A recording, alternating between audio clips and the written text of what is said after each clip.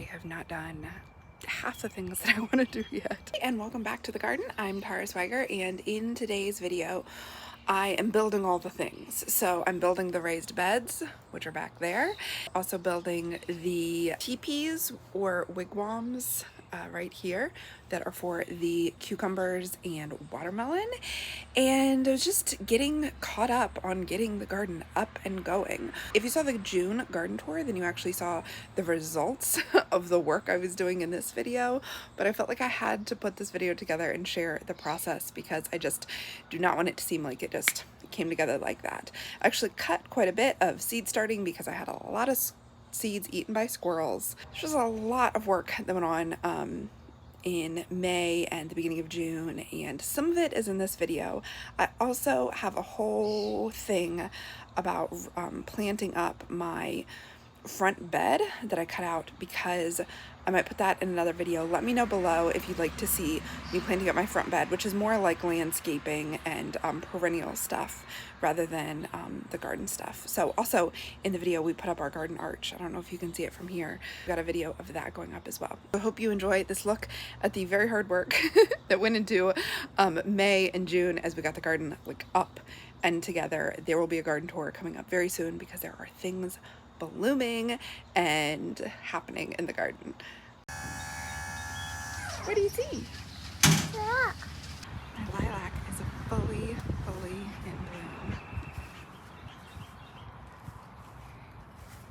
This is tall, almost as tall as the house. I love it. Here we have it, my finished raised beds.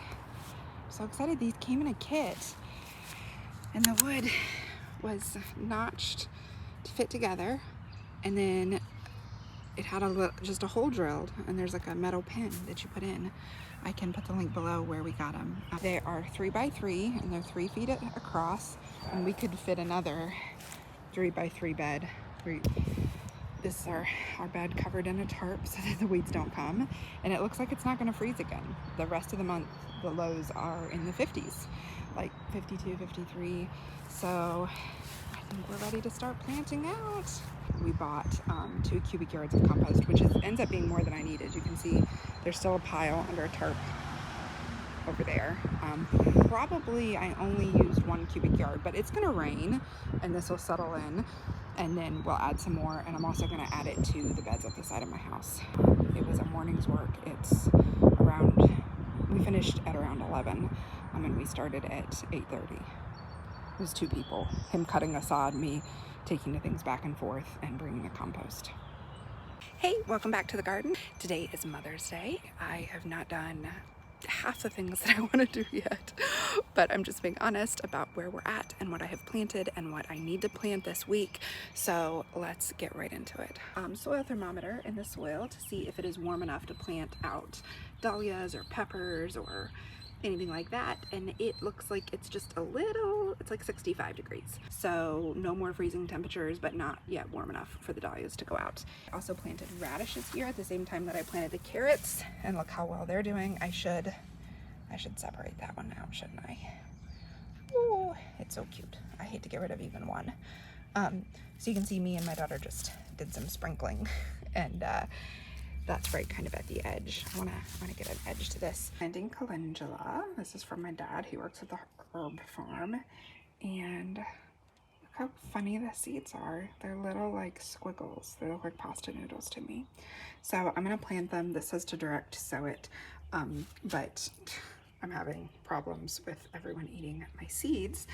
By everyone I mean like squirrels and birds. So I'm gonna put them in some toilet paper rolls and transplant them just as soon as they come up. Hey, so it is May 22nd, a Sunday, and I am in my garage in the potting shed. We went to look for the cattle panel to put as an arch for my tomatoes to grow up and over. And there's no way for us to get it home with a van. You really need a truck. Nobody says this in their videos about cow panel arches. I saw it in one blog post, which made me think, how are we gonna get that home? It's Jay to go with me, and we took the kids and we went to Tractor Supply, and there's no way to get it home with our van. I mean, we could maybe strap it to the like bike rack that's on top of the van, I don't know. So I think instead I'm going to try a roll of garden fencing that instead of being 10 gauge, which is what the cattle panel is, it's 14 gauge, so it's not as stiff. So I don't know if it'll work, like if it'll even arch or if it'll hold up the tomatoes, but that's, you'll see that. What we did get at Tractor Supply, a rain gauge for like $4.50 to show, because you know your garden needs about an inch a week, and here the way the rain falls, like just right now it was raining when I started this video and it's already stopped, but the rain came down really heavy for about 5 minutes. I don't know if it's rained enough for my garden or not. I also got German chamomile to make some tea out of. I made sure I got organic German chamomile, and I also got sweet alyssum. Now I planted some sweet alyssum out front. A couple little seedlets are coming up, so it's supposed to control aphids around your plants, and I think that bunnies and squirrels don't like it very much, so I'm gonna plant it in front of the greens.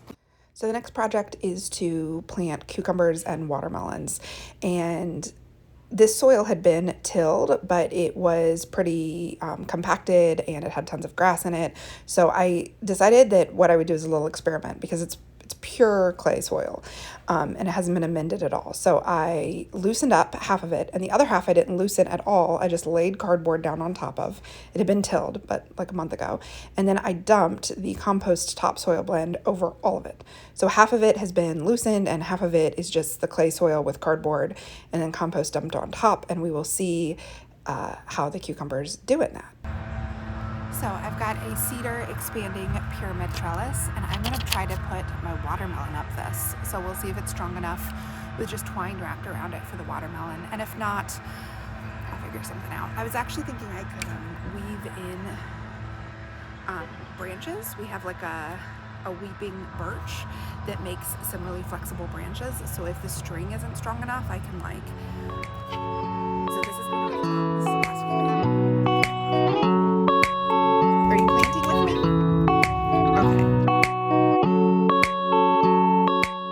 in that hole. Let's see. I don't know I could do this. Okay, good job.